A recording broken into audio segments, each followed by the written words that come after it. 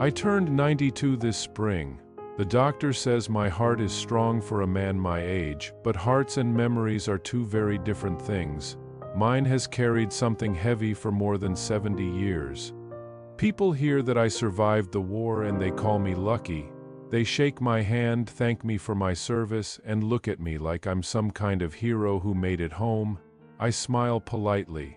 I nod. I let them believe that story. But surviving a war doesn't mean you win it. The truth is, the war ended for everyone else in 1945. For me, it never really did. Every night when the house goes quiet and the clock in the hallway starts ticking louder than it should, I see their faces again. Some of them were boys who trusted me with their lives. One of them was the person who trusted me with my heart. I buried the soldiers with honor, but the one I loved most, I buried with a lie. And that lie is the reason I'm still awake most nights, staring at the ceiling, wondering if it's finally time to tell the truth. I was 19 years old when I first put on the uniform. 19 is an age when you still think the world is simple. You believe good men win, bad men lose, and bravery fixes everything. No one tells you how complicated life really becomes once the shooting stops. I grew up in a small farming town where the biggest excitement was the county fair in late August. My father worked the fields from sunrise until his back gave out in the evening, and my mother believed every problem in life could be solved with a warm meal and patience. Back then, my biggest worry was whether the wheat would grow tall enough that season. And then the war came. The town changed overnight. Radios played speeches instead of music.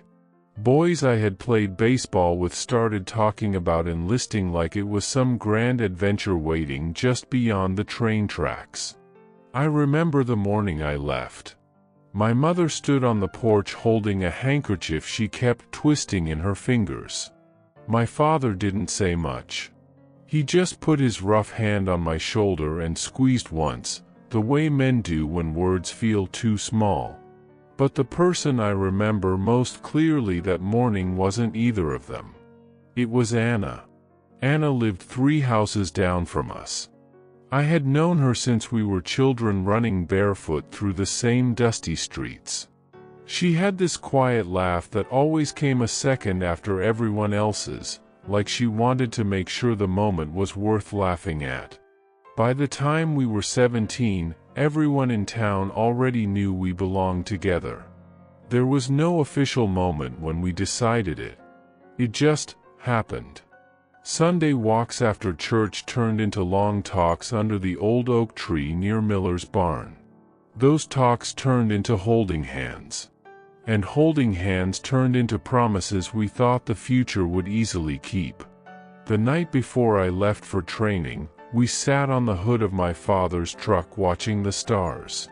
Neither of us talked much. Sometimes silence says more than words. After a while she leaned her head on my shoulder and said, "You'll come back." Not a question. Just a quiet statement. "I will," I told her. At 19, promises feel indestructible. She reached into her coat pocket and pulled out a small photograph of the 2 of us taken at the county fair the year before. I was standing awkwardly beside her, trying to look older than I was. She was smiling wide enough to make the whole picture brighter. "Take this," she said. I folded the photograph and placed it in my wallet. I carried it through the entire war. Training was hard, but it still felt like a strange kind of excitement. The other men in my unit were boys just like me, all pretending to be tougher than we really were. There was Charlie from Ohio who could play harmonica better than anyone I'd ever heard. There was Sam, a quiet kid from Nebraska who wrote letters home every single night like clockwork. And there was Eddie. Eddie bunked in the cot beside mine. He was the kind of man who could walk into a room full of strangers and leave with 10 new friends. Loud laugh, quick jokes, always the first one to volunteer when something difficult needed doing. If you were scared, Eddie somehow made you forget it for a while. The first time he saw the photograph of Anna in my wallet, he grinned and nudged my shoulder. "Well now," he said. "That's the face of a man who's got something worth coming home to." I didn't realize then how important that sentence would become later. Months passed, and the training turned into deployment orders. The ship that carried us across the ocean felt too small for the weight of everything waiting ahead. Some of the men got seasick. Some tried to act brave. Most of us just stayed quiet. The first time we heard distant artillery, something inside me shifted. War stopped feeling like a story we were stepping into and started feeling like a storm we couldn't escape. Days turned into weeks of mud, noise, and exhaustion. But in the middle of all that chaos, strange friendships formed. Men who barely knew each other back home suddenly trusted one another with their lives. Eddie became my closest friend. We shared cigarettes, rations, and stories about home during the rare quiet hours. I told him about Anna and the old oak tree and the county fair lights glowing at night. He listened like those memories were treasures. "You better marry that girl the minute you get back," he told me once. "That's the plan." He nodded like he approved of the idea. One evening, after a long patrol, we sat together cleaning our rifles while the sun disappeared behind the hills. Eddie looked unusually serious. "You ever think about what happens after all this?" he asked. "All the time," I said. "I think about going home." "And then what?" "I marry Anna," I said. "We build a little house somewhere. Maybe near my parents' farm." Eddie smiled at that. "Sounds like a good life." Then he stared out into the distance for a long moment. "You know what I want?" he said quietly. "What's that?" "To live long enough to grow old and complain about stupid things. Bad coffee. Sore knees. Loud neighbors." I laughed. "You'll get your chance." That night felt strangely peaceful compared to the days before it. The sky was clear, and for the first time in weeks the artillery had gone quiet. Sometimes war gives you moments like that. Moments where you almost forget where you are. Looking back now, I think those peaceful moments were the most dangerous. Because they made you believe tomorrow would come just as calmly. The next morning our unit received new orders. A small village ahead had become a contested position. We were told enemy forces had been pushed back, but command wanted the area secured before reinforcements arrived. It sounded routine. Just another mission. But as we prepared to move out, I remember a strange feeling settling into my chest. Not fear exactly. Something heavier. Like the world had quietly shifted without telling us.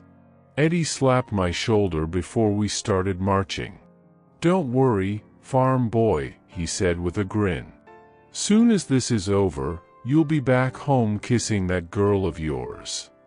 I smiled back. At 19, I still believed every promise could survive a war. I had no idea that before the sun set that day, one decision I made in that village would follow me for the rest of my life. War has a strange way of making ordinary mornings feel like the beginning of something important, even when you don't yet know why. The morning we marched toward that village looked almost peaceful. A thin fog hung over the fields, and the grass was wet enough to soak through our boots. For a few minutes, if you ignored the rifles in our hands, it could have passed for a quiet countryside walk. None of us said much. You learn quickly in war that silence feels safer than conversation when something uncertain waits ahead. Our lieutenant walked a few steps in front of us, studying a map he kept folded in half. According to command, the enemy had retreated during the night. Our job was simple: sweep through the village, check the buildings, and make sure no one was hiding there. Routine. At least, that's what they told us. Eddie walked beside me, humming something under his breath. I recognized the tune after a moment. It was the same song Charlie used to play on his harmonica during training. "You nervous?" he asked quietly. "A little," I admitted. "That's good," he said. "Only fools walk into places like this feeling brave." We kept moving. The village appeared slowly through the fog. Small stone houses with crooked roofs lined a narrow road. A broken cart sat abandoned near a well in the center square. Laundry hung on a line between two buildings, swaying gently like someone had left it there only minutes before. But there were no people. No voices. Just silence. That kind of silence makes your stomach tighten. Our lieutenant raised his hand, signaling us to spread out. We moved carefully between the buildings, checking windows, doors, alleyways. Every step felt louder than it should. I remember noticing a red curtain in one of the houses fluttering slightly through a cracked window. For some reason, that tiny movement stuck in my mind. Maybe because it felt like the only sign of life anywhere around us. Eddie and I were assigned to check the row of houses along the north side of the road. We approached the first door slowly, rifles ready. He pushed it open. Inside was an empty kitchen. A pot still sat on the stove, cold now. Plates remained on the table like someone had stood up in the middle of a meal and never returned. War leaves behind scenes like that everywhere. Frozen moments. We checked 2 more houses the same way. Empty. Too empty. By the time we reached the 4th building, the fog had started lifting. Sunlight spilled into the street, and for a brief second the village looked almost normal again. That's when the first shot rang out. The sound cracked through the air so suddenly that my ears rang. Someone shouted. Then another shot. Everything exploded into chaos. Men dove for cover behind stone walls and carts. Gunfire erupted from the far end of the street where several enemy soldiers had been hiding behind a collapsed barn. So much for a deserted village. I remember the sound of bullets hitting the walls around us, little bursts of dust popping from the stone. Training takes over in moments like that. You don't think. You move. Eddie and I ducked behind a low wall beside the house we had just searched. The lieutenant shouted orders somewhere down the road, but it was hard to hear anything over the noise. 2 of them by the barn. Eddie yelled, peeking around the corner. I nodded and fired toward the movement near the wooden beams. For several minutes it was nothing but gunfire, shouting, and the sharp smell of smoke filling the street. Then something changed. A second group of enemy soldiers appeared from an alley we hadn't checked yet. They had circled behind us. The moment they opened fire, everything fell apart. Men scrambled to reposition. Someone screamed after getting hit. Our line broke into scattered pockets of soldiers trying to hold whatever cover they could find. Eddie grabbed my arm. "We need to move," he shouted. Across the street stood a larger stone building with thicker walls. Better protection. But getting there meant crossing open ground. Bullets were already chewing into the road between us and it. For a second we hesitated. Seconds matter in war. That hesitation became the moment that would live in my memory forever. "I'll go first," Eddie said. Before I could answer, he jumped from behind the wall and sprinted across the road. I saw him reach the doorway of the building and wave at me. "Come on." My heart pounded as I took a breath and ran. Halfway across the street, I heard another shot. Not the scattered chaos of earlier gunfire. One sharp crack. Eddie jerked backward like someone had yanked him by invisible strings. He collapsed just inside the doorway. I dove the rest of the distance and slid beside him. For a moment, Everything went quiet in my head. There was blood spreading across his jacket. Too much of it. His eyes were wide with shock. "Hey," he said weakly, trying to smile. "That wasn't part of the plan." I pressed my hand against the wound, but even I knew it was bad. Very bad. "Stay with me," I said. He looked at me in a strange way then. Not scared. Just tired. "You gotta get inside," he whispered. "They're still shooting. I'm not leaving you." He shook his head slightly. "Listen to me." Another burst of gunfire struck the wall above us. Eddie grabbed my sleeve with surprising strength. "Promise me something." "What?" "If you make it home, go see my mother." His voice cracked slightly. "Tell her I wasn't scared." I felt something tightening in my chest. "You'll tell her yourself," I said. But deep down, I knew that wasn't true. He must have seen it in my face. His grip loosened. "Farm boy," he murmured. "You better keep that promise you made to that girl." The last thing he did was smile. Then his hand slipped from my sleeve. The fight in the village lasted another hour. Eventually reinforcements arrived and pushed the enemy back. When the shooting finally stopped, the street looked completely different from the quiet place we had walked into that morning. Smoke drifted through broken windows. Walls were chipped and scarred. And several men who had marched into that village with me never walked out. Eddie was one of them. Later that evening, as medics and officers moved through the aftermath, I sat alone on the steps of that stone building. My hands were still stained with his blood. In my pocket, I felt the familiar edge of my wallet. I pulled out Anna's photograph and stared at it for a long time. Everyone kept telling me something that day. "You did everything you could. You couldn't have saved him. That's war." Maybe they were right. But there was one truth I didn't tell anyone. When Eddie first jumped from that wall, he hadn't meant to go first. I had. I never told anyone that part of the story. Not the officers who wrote their reports. Not the chaplain who asked if I wanted to say a few words when we buried Eddie behind that small stone church outside the village. And certainly not Eddie's mother when I finally stood on her porch months later. Some truths feel too heavy to hand to someone else. So I carried that one myself. The rest of the war passed in a blur of long marches, cold nights, and more empty villages that looked too much like the one where Eddie died.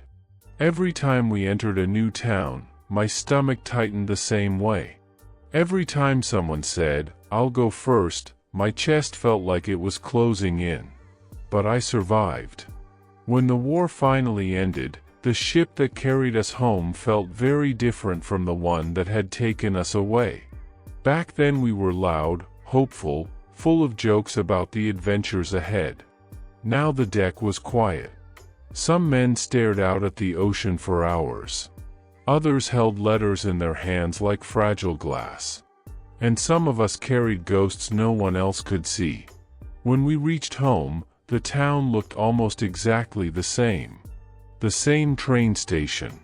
The same dusty streets. The same old oak tree standing beside Miller's barn like it had been patiently waiting for all of us to return. Anna was there at the station. I spotted her before she saw me. She looked older, but not in a way that made her seem distant.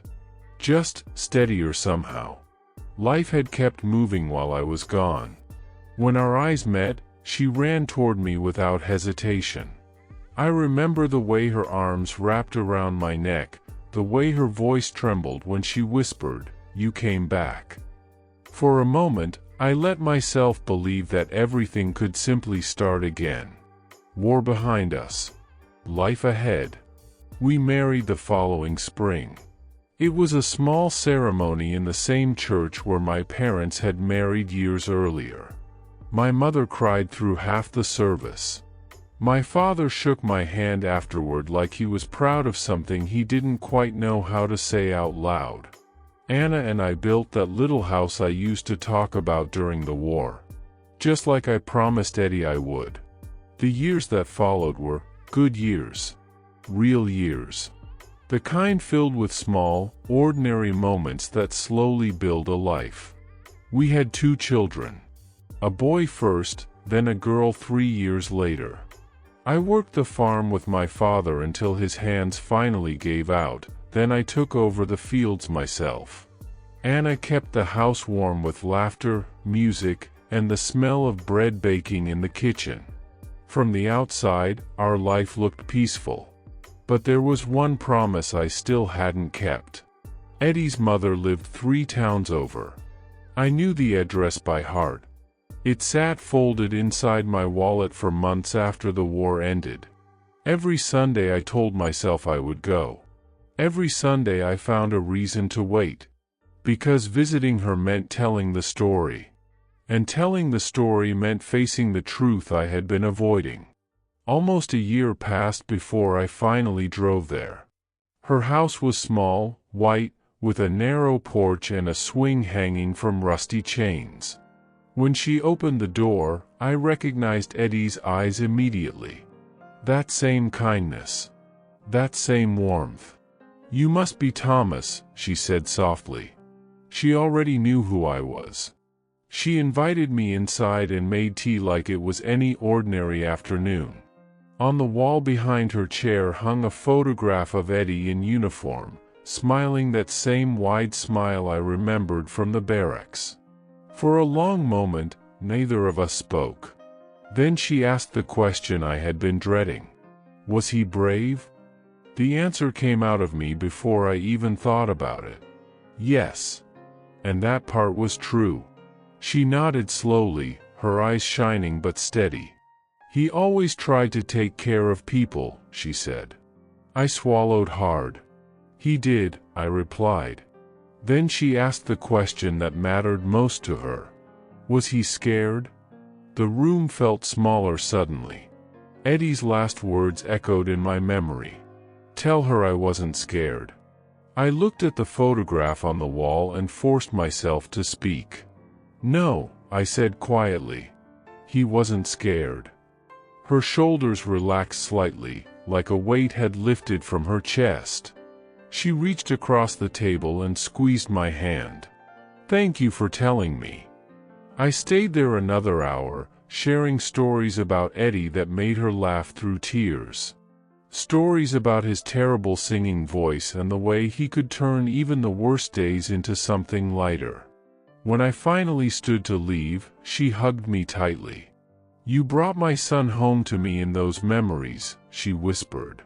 But as I walked back to my truck, something inside me felt heavier than before. Because I had left out one piece of the story. The piece that belonged to me. For 70 years I told myself that lie was kindness. That protecting her from the truth was the right thing to do. Maybe part of that is still true. But the other part, the part one never admitted, is that I was protecting myself. Because the truth is simple. When Eddie jumped from behind that wall, he wasn't taking my place. He was trying to stop me. He saw me about to run into that open street first. He grabbed my sleeve and said, "Wait." I pulled free. I was young. I was impatient. I thought moving faster meant surviving. Eddie jumped after me because he didn't want me out there alone. And the bullet that found him was meant for the man who should have been one step ahead. Me. That's the battle I never won. Not the war. The memory. Every year since, I've stood by the old oak tree near Miller's barn and thought about the strange math of life. One man runs first. Another follows. Only one comes home. People call me a hero because I survived. But survival isn't always victory. Sometimes it's just a long life spent remembering the moment someone else didn't get to have one. And if there's one lesson I've learned after 92 years on this earth, it's this: The bravest men aren't the ones who live the longest. They're the ones who step forward when someone else should have.